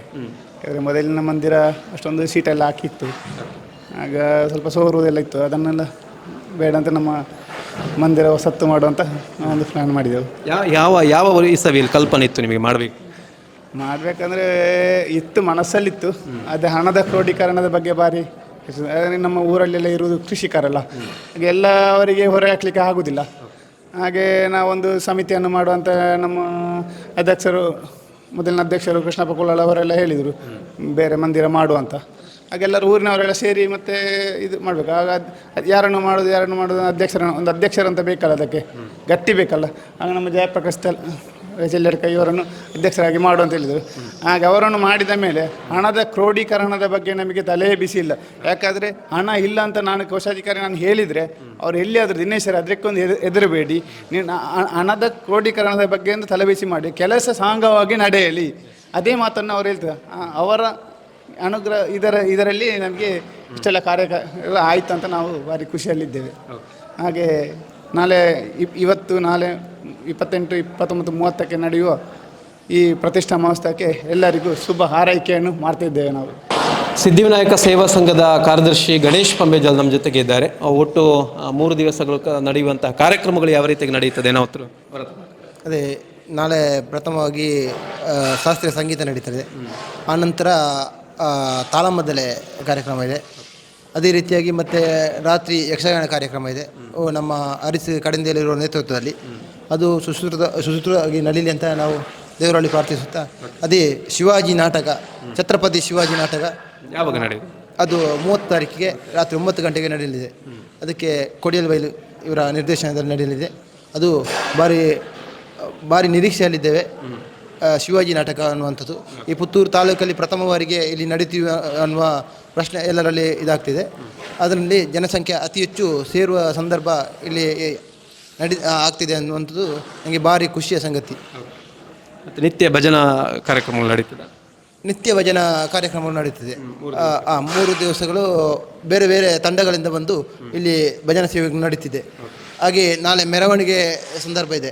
ಮಹಾಲಿಂಗೇಶ್ವರ ರಂಜ ಅಯ್ಯಪ್ಪ ಮಂದಿರದಿಂದ ಬಂದ ಇದು ಹೊರ ಕಾಣಿಕೆಯನ್ನು, ಹಸಿರು ಹೊರ ಕಾಣಿಕೆಯನ್ನು ತೆಗೆದುಕೊಂಡು ನಾವು ಶ್ರೀ ಮಹಾಲಿಂಗೇಶ್ವರ ದೇವಸ್ಥಾನದಿಂದ ಛಾಯಾಬಿಂಬ ಇದನ್ನು ತಗೊಂಡು ಬಂದು ಇಲ್ಲಿ ಪ್ರತಿಷ್ಠಾಪನೆ ಮಾಡಲಿದ್ದೇವೆ. ಅದಕ್ಕೆ ಅತಿ ಹೆಚ್ಚು ಸಂಖ್ಯೆಯಲ್ಲಿ ಬಂದು ಜನರು ಸೇರಬೇಕಂತ ನಮ್ಮೆಲ್ಲರ ಅಪೇಕ್ಷೆ. ಪ್ರತಿಷ್ಠಾ ಮಹೋತ್ಸವದ ಮತ್ತು ಲೋಕಾರ್ಪಣೆಯ ಕಾರ್ಯಕ್ರಮಕ್ಕೆ ಈ ಭಾಗದ ಮತ್ತು ನೆರೆಯ ಗ್ರಾಮದಿಂದಲೂ ಕೂಡ ಹಸಿರುವಾಣಿ ಮೆರವಣಿಗೆ ಆಗಮಿಸಲಿಕ್ಕಿದೆ ಇಲ್ಲಿಗೆ. ಅದು ಯಾವ ರೀತಿಯಾಗಿ ನಡೆಯುತ್ತದೆ ಎನ್ನುವುದರ ಬಗ್ಗೆ ಅಧ್ಯಕ್ಷರು ಮಾತನಾಡ್ತಾರೆ. ಹಸಿರುವಾಣಿ ಮೆರವಣಿಗೆ ಬಗ್ಗೆ ಯಾವ ರೀತಿಯಾಗಿ ಮತ್ತು ಎಲ್ಲಿಂದ ಬರ್ತದೆ? ಪ್ರತಿಷ್ಠಾ ಮಹೋತ್ಸವಕ್ಕೆ ನಾವು ಹಸಿರುವಾಣಿಯನ್ನು ಇಲ್ಲಿಗೆ ಕರೆತರುವಂಥ ಒಂದು ಯೋಜನೆಯನ್ನು ಹಾಕಿಕೊಂಡಿದ್ದೇವೆ. ಪಾಣಾಜಿಯಿಂದ ಶ್ರೀ ರಣಮಂಗಲ ದೇವಸ್ಥಾನದ ವತಿಯಿಂದ ಆ ಭಾಗದಿಂದ ಒಂದು ವಾಹನ ಬಂದು, ಆನಂತರ ಕುವಿಂಜ ಈ ಭಾಗದಲ್ಲಿ ಆನಡ್ಕ ಆಗಿ ಅದು ಬ್ರಹ್ಮರಗುಂಡದ ಮೂಲಕ ನಿಡ್ಪಳ್ಳಿಯನ್ನು ಸಂಪರ್ಕಿಸುವುದರ ಮೂಲಕ ಅಯ್ಯಪ್ಪ ಸ್ವಾಮಿಯ ಭಜನಾ ಮಂದಿರದಕ್ಕೆ ಎಲ್ಲ ಒಟ್ಟು ಸೇರಿಕೊಂಡು, ಆನಂತರ ಬೈಲಾಡಿ ಶ್ರೀ ವಿಷ್ಣುಮೂರ್ತಿ ದೇವಸ್ಥಾನದಿಂದ, ಹಾಗೆ ಬೆಟ್ಟಂಪಾಡಿ ಮಹಾಲಿಂಗೇಶ್ವರ ದೇವಸ್ಥಾನದಿಂದ, ಹಾಗೆ ಗುಮ್ಮಟಗದ್ದೆ ಭಜನಾ ಮಂದಿರದಿಂದ, ಹಾಗೆ ಇಲ್ಲಿ ಪರಿಸರದಲ್ಲಿರತಕ್ಕಂಥ ಎಲ್ಲ ಹಿಂದೂ ಬಾಂಧವರ ಮನೆಗಳಿಂದ ತನ್ನ ಈ ಹಸಿರುವಾಣಿಯನ್ನು ಎಲ್ಲ ಸೇರಿಸಿಕೊಂಡು ನಮ್ಮ ಅಯ್ಯಪ್ಪ ಸ್ವಾಮಿಯ ಭಜನಾ ಮಂದಿರಕ್ಕೆ ಒಟ್ಟು ಮಾಡಿಕೊಂಡು, ಈಗಾಗಲೇ ಸೌತಡ್ಕದಿಂದ ಬಂದಂಥ ಹೊರೆಕಾಣಿಕೆಯನ್ನು ಕೂಡ ಜೋಡಿಸಿಕೊಂಡು, ಕುಕ್ಕೆ ಶ್ರೀ ಸುಬ್ರಹ್ಮಣ್ಯ ದೇವಸ್ಥಾನದಿಂದ ಬರುವಂಥ ಹೊರೆಕಾಣಿಕೆಯನ್ನು ಜೋಡಿಸಿಕೊಂಡು ಭವ್ಯವಾದಂಥ ಮೆರವಣಿಗೆಯೊಂದಿಗೆ ಅಲ್ಲಿ ಬಹುಶಃ ಈಗಾಗಲೇ ನಾವು ಅಂದುಕೊಂಡ ಹಾಗೆ ಶ್ರೀ ಅಯ್ಯಪ್ಪ ಸ್ವಾಮಿ ಮಂದಿರದಲ್ಲಿ ಕೃಷ್ಣಪ್ಪ ಗುರುಸ್ವಾಮಿಯವರು ಚಾಲನೆಯನ್ನು ನೀಡಲಿಕ್ಕಿದ್ದಾರೆ.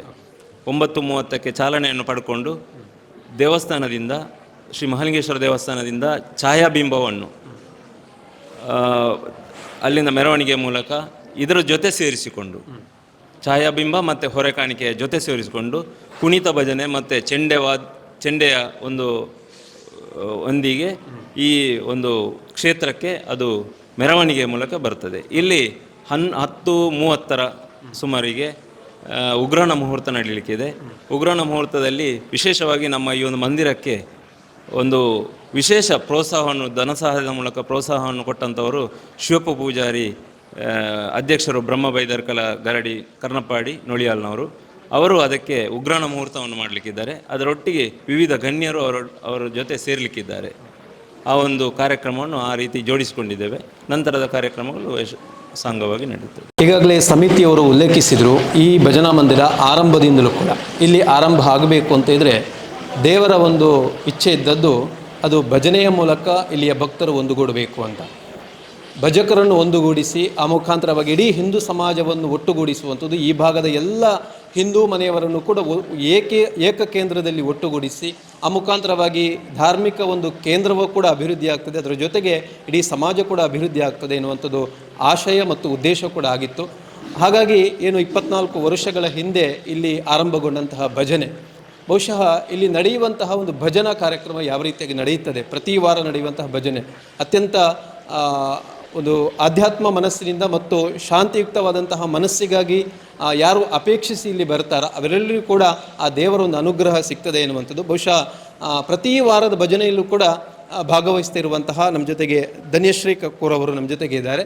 ಅವರ ಹತ್ರ ಮಾತಾಡೋಣ ಯಾವ ರೀತಿಯಾಗಿ ಇಲ್ಲಿ ಭಜನಾ ಕಾರ್ಯಕ್ರಮ ನೆರವೇರ್ತದೆ ಅಂತ. ನಮಸ್ತೆ. ನಮಸ್ತೆ ಸರ್. ಪ್ರತಿ ವಾರ ಭಜನೆಗೆ ಆಗಮಿಸ್ತೀರಿ? ಹೌದು. ಹೇಗೆ ನಡೀತದೆ ಇಲ್ಲಿ ಭಜನೆ? ಭಜನೆ ನಿಜವಾಗ್ಲೂ ತುಂಬ ಖುಷಿಯಿಂದ ಚೆನ್ನಾಗಿ ನಡೀತದೆ. ನನ್ನ ಸ್ವಂತ ಎಕ್ಸ್ಪೀರಿಯನ್ಸ್ ಹೇಳಬೇಕು ಅಂತಿದ್ರೆ, ನಾನು ಮದುವೆಗೆ ಬಂದ ಮೇಲೆ ನನಗೆ ಹಾಡು ಮಾತ್ರ ಇಷ್ಟ ಇತ್ತು, ದೇವರನ್ನು ನಾನು ಅಷ್ಟಾಗಿ ನಂಬ್ತಾ ಇರಲಿಲ್ಲ. ಆಮೇಲೆ ಹಾಡಿನ ಮೂಲಕ ನಾನು ಇಲ್ಲಿ ಬಂದು ಕೂತು ಕೇಳಿ ಕೇಳಿ ಕೇಳಿ ನನಗೆ ಆಮೇಲೆ ಮನ ಪರಿವರ್ತನೆ ಆಯಿತು. ಆಮೇಲೆ ಭಜನೆ ತುಂಬ ಏಕಾಗ್ರತೆ ತಂದು ಕೊಡ್ತದೆ ನಮಗೆ. ಈಗ ನಾನು ನಿಜವಾಗ್ಲೂ ಆ ಒಂದು ಭಜನೆಯಿಂದಾಗಿ ನಮಗೆ ಇದು ದೇವರ ಬಗ್ಗೆ ಧ್ಯಾನ ಸೃಷ್ಟಿಯಾಗ್ತದೆ ಅಂತ ಹೇಳ್ಬೋದು. ಹಾಗೆಯೇ ಇಲ್ಲಿ ಈ ಭಜನಾ ಮಂದಿರದ ವಿಶೇಷತೆ ಏನು ಅಂತ ಹೇಳಿದರೆ, ಇಲ್ಲಿ ಎಲ್ಲ ಜಾತಿ ಭೇದಗಳನ್ನು ತೊರೆದಂತಹ ಮಂದಿರ ಅಂತ ಹೇಳ್ಬೋದು ನಮ್ಮ ಮಂದಿರ. ಗೌಡ್ರುಗಳು ಇದ್ದಾರೆ, ಶೆಟ್ರುಗಳಿದ್ದಾರೆ, ಬ್ರಾಹ್ಮಣರಿದ್ದಾರೆ, ಪೂಜಾರಿಗಳಿದ್ದಾರೆ, ಹಾಗೆಯೇ ಪರಿಶಿಷ್ಟ ಜಾತಿ ಪಂಗಡದವರು ಎಲ್ಲರೂ ಕೂಡ ಈ ಮಂದಿರದಲ್ಲಿ ಇನ್ವಾಲ್ವ್ ಆಗ್ತಾರೆ. ಅದು ನಮ್ಮ ಒಂದು ಹೆಮ್ಮೆ ಅಂತ ಹೇಳ್ಬೋದು. ಹಾಗೆಯೇ ಅದೊಂದು ಎಲ್ಲರನ್ನು ಮನಸ್ಸನ್ನು ಒಗ್ಗೂಡಿಸ್ತದೆ. ಭೇದ ಭಾವ ಇಲ್ಲ, ಅಂದರೆ ಮೇಲು ಕೀಳು ಯಾವುದೇ ಜಾತಿ ಧರ್ಮದಲ್ಲಿ ಆಗಿರ್ಬೋದು ಯಾವುದೇ ಭೇದ ಭಾವ ಇಲ್ಲದೆ ಎಲ್ಲರನ್ನು ಒಗ್ಗೂಡಿಸುವಂತಹ ಒಂದು ಸ್ಥಳ ಅಂತ ಹೇಳಲಿಕ್ಕೆ ನನಗೆ ಖುಷಿ. ಎಷ್ಟು ಮಂದಿ ಇರ್ತಾರೆ ನಿತ್ಯ ಭಜನೆಯಲ್ಲಿ, ವಾರದ ಭಜನೆ? ಸಾಧಾರಣವಾಗಿ ಒಂದು 50ರಿಂದ ಮೇಲೆ ಇರ್ತಾರೆ. ಇಲ್ಲಿ ಮಕ್ಕಳೆಲ್ಲ ಇರ್ತಾರೆ. ಹೆಚ್ಚು ಖುಷಿಯಿಂದ ನಾವು ಹಾಡ್ತೇವೆ ಭಜನೆಯನ್ನು. ಹಾಗೆ ಭಜನೆಗೆ ಒಲಿಯುವಂತಹ ದೇವರು ಬಹುಶಃ ಇಲ್ಲಿಯ ಒಂದು ಕಾರಣಿಕತೆ ಹಾಗೆ ಇದೆ.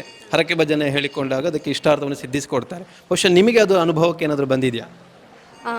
ನನಗೆ ಅನುಭವಕ್ಕೆ ಬರೋದು ಅಂತೇಳಿದರೆ, ಬೇರೆಯವರು ಹೇಳುವಂಥದ್ದು ಕೇಳುವಂಥದ್ದು ಅಂದರೆ ಎಲ್ಲರೂ ಅವರವರ ಮನಸ್ಥಿತಿಗೆ ತಕ್ಕಂತೆ ಇದು ಎಂತ ದೇವರನ್ನು ನಂಬಿಕೊಂಡಿರ್ತಾರಲ್ಲ, ಆ ರೀತಿ ನೋಡಿದರೆ ಇಲ್ಲಿ ತುಂಬ ಸೇವೆಗಳು ನಡೀತದೆ. ಅವರವರ ಇಷ್ಟಾರ್ಥಗಳೆಲ್ಲ ಇಲ್ಲಿ ನೆರವೇರ್ತದೆ ಅಂತ ಅನ್ನಿಸ್ತಾ ಉಂಟು. ಅಷ್ಟು ಹರಕೆ ಸೇವೆಗಳು ಇಲ್ಲಿ ನಡೀತದೆ. ಹಾಗೆಯೇ ಜನರು ಪ್ರತಿಯೊಂದು ಏನು ಶುಭ ಕಾರ್ಯವನ್ನು ಮಾಡಬೇಕು ಅಂತಾದರೂ ಅಥವಾ ಯಾವುದೇ ಒಂದು ಅವರ ಕೃಷಿಯ ಕಾರ್ಯ ಮಾಡಬೇಕು ಅಂತಾದರೂ ಇಲ್ಲಿಗೊಂದು ಹರಕೆ ಹೇಳಿಕೊಳ್ತಾರೆ, ನಮ್ಮ ಕಾರ್ಯ ಸುಸೂತ್ರವಾಗಿ ನೆರವೇರಬೇಕು ಏನು ಅಂತ. ಹೌದು, ಪ್ರತಿಯೊಂದು ಕಾರ್ಯಕ್ಕೂ ಮದುವೆ ಆಗಿರ್ಬೋದು, ಕೃಷಿ ಚಟುವಟಿಕೆ ಆಗಿರ್ಬೋದು, ಅಥವಾ ಇನ್ನಿತರ ಯಾವುದೇ ಒಂದು ಕಾರ್ಯಕ್ರಮ ಅಥವಾ ಏನೇ ಕಷ್ಟಗಳು ಬಂದರೂ ಕೂಡ ಫಸ್ಟಿಗೆ ಇಲ್ಲಿಯ ಒಂದು ದೇವರನ್ನು, ಗಣಪತಿ ದೇವರನ್ನು ಇದು ಮೊದಲಿಟ್ಟೆ ಮತ್ತೆ ಕಾರ್ಯಕ್ರಮ ಪ್ರಾರಂಭ ಮಾಡುವಂಥದ್ದು. ಇನ್ವಿಟೇಷನ್ಗಳನ್ನೆಲ್ಲ ಇಲ್ಲಿಗೆ ತರ್ತಾರೆ. ಹಾಗೆಯೇ ಧಾರ್ಮಿಕ ಶಿಕ್ಷಣ ಕೂಡ ನಮ್ಮ ಮಂದಿರದಲ್ಲಿ ಸ್ಟಾರ್ಟ್ ಆಗ್ತಾ ಉಂಟು. ಪುತ್ತೂರು ತಾಲೂಕಿನಾದ್ಯಂತ ಸ್ಟಾರ್ಟ್ ಆಗ್ತಾ ಉಂಟು. ಅದರಲ್ಲಿ ನಮ್ಮ ಮಂದಿರ ಸಹ ಒಂದು. ಇದು ಶೃಂಗೇರಿ ಮಠದಿಂದ ಸಿಲೆಬಸ್ ಆಗಿ ಶಿಕ್ಷಕರಿಗೆ ತರಬೇತಿ ಕೊಟ್ಟು ಆನಂತರ ಇಲ್ಲಿ ಸ್ಟಾರ್ಟ್ ಆಗುವಂಥದ್ದು. ಹಾಗೆಯೇ ಅದು ಕೂಡ ಉತ್ತಮ ರೀತಿಯಲ್ಲಿ ಮುಂದುವರೆದು ನಮ್ಮೂರಿನ ಕೀರ್ತಿ ಪತಾಕೆಯನ್ನು ಉತ್ತುಂಗಕ್ಕೇರಿಸುವಂತಹ ವೀರ ಮಕ್ಕಳು ನಮ್ಮ ಇಲ್ಲಿ ಹುಟ್ಟಬೇಕು, ಒಳ್ಳೆ ರೀತಿಯಲ್ಲಿ ಬೆಳೆಬೇಕು ಅಂತ ಆಸೆ ಉಂಟು. ತುಂಬ ಒಳ್ಳೆ ಮಕ್ಕಳಲ್ಲಿ ಧಾರ್ಮಿಕವಾದಂಥ ಪ್ರಜ್ಞೆ ಬೇಕು ಎನ್ನುವ ನಿಟ್ಟಿನಲ್ಲಿ ಒಂದು ಭಾಗದ ಭಜನಾ ಮಂದಿರವು ಕೂಡ ತಮ್ಮದೇ ಆದಂಥ ಪಾತ್ರವನ್ನು ವಹಿಸ್ತದೆ ಧಾರ್ಮಿಕ ಪ್ರಜ್ಞೆಯನ್ನು ಬೆಳೆಸುವಲ್ಲಿ. ಬಹುಶಃ ಇವತ್ತಿನ ಮಕ್ಕಳು ಮೊಬೈಲ್ ಮತ್ತು ಕಂಪ್ಯೂಟರ್ದ ಈ ಯುಗದಲ್ಲಿ ಅವರು ಹಾದಿಯನ್ನು ತಪ್ಪುವಂತಹ ವೇಳೆಯಲ್ಲಿ ಮತ್ತೆ ಅವರನ್ನು ಧಾರ್ಮಿಕತೆಗೆ ಸೆಳೆಯಬೇಕು ಎನ್ನುವಂಥದ್ದು ನಿಮ್ಮ ಉದ್ದೇಶ? ಹೌದು. ಖಂಡಿತ ಹೌದು. ಈಗ ಹೆಚ್ಚಿನ ಮಕ್ಕಳು ಮೊಬೈಲಲ್ಲೇ ಮುಳುಗಿರ್ತಾರೆ. ಈ ಭಜನೆಗೆ ಬರೋದ್ರಿಂದಾಗಿ ಹೇಗೆ ನಾವು ಆಚರಣೆಗಳನ್ನು ಮಾಡಬೇಕು, ಭಜನೆಯಲ್ಲಿ ಹೇಗೆಲ್ಲ ಆರತಿ ಹೇಗೆ ಮಾಡ್ತಾರೆ, ಪೂಜೆ ಹೇಗೆ ಮಾಡ್ತಾರೆ, ಪ್ರತಿಯೊಂದು ವಿಚಾರ ಕೂಡ ಗೊತ್ತಾಗ್ತದೆ. ಮತ್ತು ಎಲ್ಲ ಜನರಲ್ಲಿ ಮಿಂಗಲ್ ಆಗ್ತಾರೆ, ಮಾತಾಡ್ತಾರೆ. ಮನೆಯಲ್ಲಿದ್ದರೆ ಅವರಿಗೆ ಮಾತು ಕೂಡ ಮನೆಯವರ ಜೊತೆ ಮಾತ್ರ ಮಾತಾಡ್ತಾರೆ. ಇಲ್ಲಿ ಮಿಂಗಲ್ ಆಗುವ ಕಾರಣ ಎಲ್ಲರ ಜೊತೆ ಮಾತಾಡಿಕೊಂಡು ಅವರ ಏನು ಮಾತನಾಡುವ ಕೌಶಲ್ಯ ಆಗಿರ್ಬೋದು, ಹಾಗೆ ಬಾಹ್ಯ ಕೌಶಲ್ಯ ಕೂಡ ಅಭಿವೃದ್ಧಿ ಆಗ್ತದೆ ಅಂತ ಹೇಳ್ಬೋದು. ಈ ಮಂದಿರ ನಿರ್ಮಾಣ ಆಗುವಂತಹ ಸಂದರ್ಭದಲ್ಲಿ, ಕಟ್ಟಡದ ರಚನೆ ಆಗುವಂಥ ಸಂದರ್ಭದಲ್ಲಿ ಆಗಿರ್ಬೋದು, ಆರಂಭದಿಂದಲೂ ಕೂಡ ಇಲ್ಲಿ ಈ ಭಾಗದ ಸ್ಥಳೀಯರೇ ಬೇರೆ ಬೇರೆ ವೃತ್ತಿಯಲ್ಲಿ ತೊಡಗಿಸಿಕೊಂಡವರಿದ್ದಾರೆ. ಒಂದು ಕಟ್ಟಡ ರಚನೆ ಆಗಬೇಕಾದ್ರೆ ಅಥವಾ ಒಂದು ಮಂದಿರ ನಿರ್ಮಾಣ ಆಗಬೇಕಾದ್ರೆ ಸಾಕಷ್ಟು ಮಂದಿ ಅದರ ಹಿಂದೆ ಕೆಲಸವನ್ನು ನಿರ್ವಹಿಸಬೇಕಾಗ್ತದೆ. ಅನೇಕ ವೃತ್ತಿಯವರು ಇರ್ತಾರೆ. ಆ ಎಲ್ಲ ವೃತ್ತಿಯವರು ಕೂಡ ಈ ಭಾಗದವರೇ ಆಗಿದ್ದುಕೊಂಡು, ಇಲ್ಲಿಯ ಕಾರ್ಯಕರ್ತರೇ ಆಗಿದ್ದುಕೊಂಡು ಈ ಮಂದಿರವನ್ನು ಅತ್ಯಂತ ಶ್ರದ್ಧಾಭಕ್ತಿಯಿಂದ ನಿರ್ಮಿಸಿದ್ದಾರೆ ಎನ್ನುವಂಥದ್ದು ಇವರ ಮಾತಾಗಿದೆ. ಅದರ ಬಗ್ಗೆ ಮಾತನಾಡ್ತಾರೆ ಅಧ್ಯಕ್ಷರು ನಮ್ಮ ಜೊತೆಗೆ. ಈ ಮಂದಿರ ಒಂದು ನಿರ್ಮಾಣ ಆಗಬೇಕಿದ್ರೆ ಇಲ್ಲಿಯ ಯುವಕರ ತಂಡವನ್ನು ನಾನು ನೋಡಿದ ಹಾಗೆ ತುಂಬ ಪ್ರಶಂಸನೀಯವಾದಂಥ ಕೆಲಸವನ್ನು ಮಾಡಿದ್ದಾರೆ. ವಿಶೇಷವಾಗಿ ಇಲ್ಲಿ ಆ ಭಜನೆ ಕಾರ್ಯಕ್ರಮದಲ್ಲಿ ಪಾಲ್ಗೊಳ್ಳುವಂತಹ ಆ ತಂಡ ಯಾರಿದ್ದಾರೆ, ದಿನನಿತ್ಯದ ಈ ಮೇಸ್ತ್ರಿ ಕೆಲಸವನ್ನು, ಕಾರ್ಪೆಂಟ್ರ್ ಕೆಲಸವನ್ನು, ಕುಸುರಿ ಕೆಲಸವನ್ನು, ಅನೇಕ ಈ ಪೇಂಟ್ ಕೆಲಸವನ್ನು ಈ ಥರ ಮಾಡಿಕೊಂಡು ದಿನಾಂತ್ಯಕ್ಕೆ ಬಂದು ಈ ಭಜನೆಯಲ್ಲಿ ಸೇರಿಕೊಂಡು ಕೆಲಸ ಮಾಡುವವರು. ಅವರ ಕಲ್ಪನೆಯ ಪ್ರಕಾರ ನಮ್ಮ ಮಂದಿರ ಈ ಥರ ಆಗಬೇಕು ಎನ್ನುವಂಥ ನಿಟ್ಟಿನಲ್ಲಿ ಅವರ ಒಂದು ಕಲ್ಪನೆ ಇತ್ತು. ಗ್ರಾನೈಟಿನ ಕೆಲಸ ಇರ್ಬೋದು, ನಮ್ಮ ಮರಮಟ್ಟುಗಳ ಕೆಲಸ ಇರ್ಬೋದು, ಗೋಡೆ ಕೆಲಸ ಇರ್ಬೋದು, ಪ್ರತಿಯೊಂದು ಕೆಲಸವೂ ಕೂಡ ನಮ್ಮ ಈ ಮಂದಿರದ ಈ ಸಿದ್ಧಿವಿನಾಯಕ ದೇವರ ಮಕ್ಕಳಂತ ಹೇಳ್ಬೋದು. ಅವರು ಪಾಲನೆ ಪೋಷಿಸಿ ಸಮಾಜಕ್ಕೆ ಕೊಟ್ಟಂಥ ಮಕ್ಕಳಂತ ಹೇಳ್ಬೋದು. ಅಷ್ಟು ಸಮಾಜದಲ್ಲಿ ಹೆಸರು ಗಳಿಸಿರುವಂಥ ಕೆಲಸದವರು ಈ ಒಂದು ಮಂದಿರದ ಭಕ್ತರು. ಅವರು ಮಾಡಿಕೊಟ್ಟಂಥ ಕೆಲಸಗಳಿಂದಾಗಿ ಈ ಮಂದಿರ ಸುಸೂತ್ರವಾಗಿ ಆಗಿದೆ. ಇಲ್ಲಿ ಹಣಕಾಸಿನ ಇಷ್ಟು ಕೊಟ್ಟರೆ ಮಾತ್ರ ನಾವು ಮಾಡುವಂಥ ಕೆಲಸ ಅಂತ ಇದು ಬರಲಿಲ್ಲ. ಆ ನಿಟ್ಟಿನಲ್ಲಿ ಸಮಾಜದಲ್ಲಿ ಈ ಪ್ರಸ್ತುತವಾಗಿ ನಾವೇನು ದುಶ್ಚಟ ಬೇರೆ ಬೇರೆ ಸಮಾಜ ಘಾತುಕ ಶಕ್ತಿಗಳಾಗಿ ಯುವಕರ ತಂಡ ಏನು ಪರಿವರ್ತನೆ ಆಗ್ತಾ ಉಂಟು, ಆ ಒಂದು ಸಮಾಜಕ್ಕೆ ಪೂರಕವಾದಂತಹ ಸಮಾಜಮುಖಿಯಾಗಿ ಕೆಲಸ ಮಾಡುವಂಥ ಯುವಕರ ತಂಡ 100ರಿಂದ ಮೇಲೆ ಈ ಒಂದು ಮಂದಿರಕ್ಕೆ ಇದ್ದಾರೆ. ಎಲ್ಲ ಕೆಲಸ ಕಾರ್ಯಗಳು ಆಗಬೇಕಿದ್ರೆ ಇಲ್ಲಿಯ ಒಂದು ಪರಿಣಿತರು, ಅದರಲ್ಲಿ ಸಾಕಷ್ಟು ಪ್ರಾವೀಣ್ಯತೆಯನ್ನು ಹೊಂದಿದವರ ಮೂಲಕ ಈ ಒಂದು ಕೆಲಸ ಕಾರ್ಯ ಆಗಿದೆ ಎನ್ನುವಂಥದ್ದನ್ನು ಈ ಹೊತ್ತಿನಲ್ಲಿ ಹೇಳ್ತೇವೆ. ಅದೆಲ್ಲ ಭಗವಂತ, ನಾವೆಲ್ಲ ನಂಬಿಕೊಂಡು ಬಂದಂತಹ ಶ್ರೀ ಸಿದ್ಧಿವಿನಾಯಕ ದೇವರ ಕೃಪೆ, ದೇವರ ಅನುಗ್ರಹ ಸದಾ ಇರಲಿ, ಅವರ ಭವಿಷ್ಯ ಉಜ್ವಲವಾಗಲಿ, ಅವರು ಮಾಡುವಂಥ ಕೆಲಸ ಕಾರ್ಯದಲ್ಲಿ ಪರಿಪೂರ್ಣತೆಯನ್ನು ಸಾಧಿಸಲಿ, ಉನ್ನತ ಮಟ್ಟಕ್ಕೆ ಏರಲಿ ಅಂತ ನಾವು ನಮ್ಮೆಲ್ಲರ ಪ್ರಾರ್ಥನೆ. ಸುಮಾರು 40 ಲಕ್ಷ ರು ವೆಚ್ಚದೊಂದು ಯೋಜನೆ ಇತ್ತು. ಅದಕ್ಕೆ ಪೂರಕವಾಗಿ ಯೋಜನೆಗಳಾಗಿ ಪರಿವರ್ತನೆಗೊಂಡು ಈ ಮಂದಿರದ ನಿರ್ಮಾಣದಲ್ಲಿ ತೊಡಗಿದಂತಹ ಸಮಿತಿಯವರು ಅತ್ಯಂತ ಭವ್ಯವಾದಂತಹ ಸುಂದರವಾದಂತಹ ಒಂದು ಭಜನಾ ಮಂದಿರವನ್ನು ಸಮಾಜಕ್ಕೆ ಮಾಡಿಕೊಟ್ಟಿದ್ದಾರೆ. ಬಹುಶಃ ಇವತ್ತು ಬೆರಳೆಣಿಕೆಯ ಭಜಕರಿಂದ ಆರಂಭಗೊಂಡಂತಹ, ಭಜನಾ ಸೇವೆಯಿಂದ ಆರಂಭಗೊಂಡಂತಹ ಈ ಒಂದು ಭಜನಾ ಮಂದಿರ ಇವತ್ತು ಹತ್ತೂರಿನಲ್ಲಿ ಪ್ರಸಿದ್ಧಿ ಆಗ್ತಾ ಇದೆ. ಹರಕೆಯ ಭಜನೆಯಿಂದ ಇಲ್ಲಿಯ ಸಿದ್ಧಿವಿನಾಯಕ ದೇವರು ಇಷ್ಟಾರ್ಥವನ್ನು ಸಿದ್ಧಿಸಿಕೊಡ್ತಾರೆ. ತಮ್ಮ ಸಂಕಷ್ಟಗಳನ್ನು ಪರಿಹರಿಸಿಕೊಡುವಂತಹ ಸಂಕಷ್ಟಹರ ಗಣಪತಿಯಾಗಿ ಇಲ್ಲಿ ನೆಲೆಯೂರುತ್ತಾರೆ. ಅಂತಹ ಕಾರಣಿಕ ಮಹಿಮೆಯನ್ನು ಹೊಂದಿರುವಂತಹ ಒಂದು ಕ್ಷೇತ್ರವಾಗಿ, ಒಂದು ಭಜನಾ ಮಂದಿರವಾಗಿ ಇದು ಮಾರ್ಪಾಡುಗೊಳ್ತಾ ಇದೆ. ಹಾಗಾಗಿ ಇಲ್ಲಿಯ ಪ್ರತಿಷ್ಠಾ ಮಹೋತ್ಸವ ಲೋಕಾರ್ಪಣೆಯ ಸಮಾರಂಭವೂ ಕೂಡ ಅತ್ಯಂತ ವಿಜೃಂಭಣೆಯಿಂದ, ನೂರಾರು ಭಜಕರಿಂದ, ನೂರಾರು ಕಾರ್ಯಕರ್ತರಿಂದ ಹಗಲು ಇರುಳು ಎನ್ನದೇ ಸೇವೆಯನ್ನು ಗೈದು ಶ್ರಮ ಸೇವೆಯನ್ನು ಮಾಡುವುದರ ಮುಖಾಂತರವಾಗಿ ಈ ಒಂದು ಭಜನಾ ಮಂದಿರದ ಲೋಕಾರ್ಪಣೆಯ ಕಾರ್ಯಕ್ರಮ ಕೂಡ ಸಿದ್ಧತೆಯಲ್ಲಿ ತೊಡಗಿಸಿಕೊಂಡಿರುವಂಥದ್ದು. ಬಹುಶಃ ಈ ಒಂದು ಮಂದಿರ ಮುಂದಿನ ದಿವಸಗಳಲ್ಲಿಯೂ ಕೂಡ ಹತ್ತೂರಿನಲ್ಲಿ ಇದೊಂದು ಅತ್ಯಂತ ಕಾರಣಿಕ ಕ್ಷೇತ್ರವಾಗಿ ಪ್ರಸಿದ್ಧಿಯಾಗಲಿ, ಆ ಮುಖಾಂತರವಾಗಿ ಹತ್ತೂರಿನಿಂದಲೂ ಕೂಡ ಇಲ್ಲಿಗೆ ಭಕ್ತರು ಆಗಮಿಸಿ ದೇವರ ಒಂದು ಸೇವೆಯನ್ನು ಗೈಯುವಂತಹ ಒಂದು ಅವಕಾಶವೂ ಕೂಡ ಲಭಿಸಲಿ ಅನ್ನುವಂಥದ್ದು ಸುದ್ದಿಯ ಆಶಯವೂ ಕೂಡ ಹೌದು. ಲತೇಶ್ ಜೊತೆಗೆ ಉಮೇಶ್ ಮಿತ್ತಡ್ಕ, ಸುದ್ದಿ ನ್ಯೂಸ್, ಪುತ್ತೂರು. ಸುದ್ದಿ ಚಾನಲ್, ಕ್ಷಣ ಕ್ಷಣದ ಸುದ್ದಿಗಾಗಿ.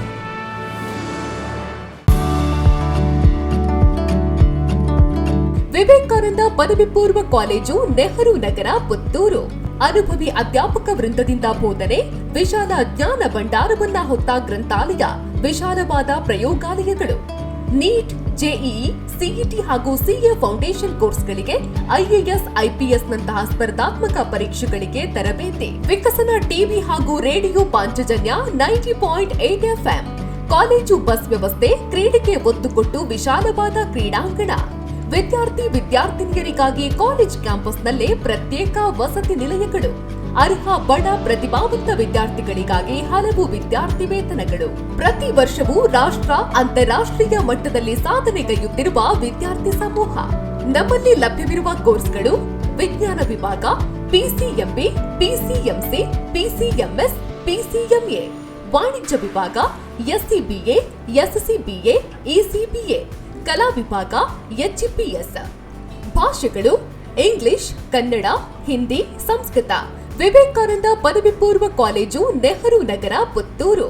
80737 00468 81050 72386. Website www.vivekanandapuc.com.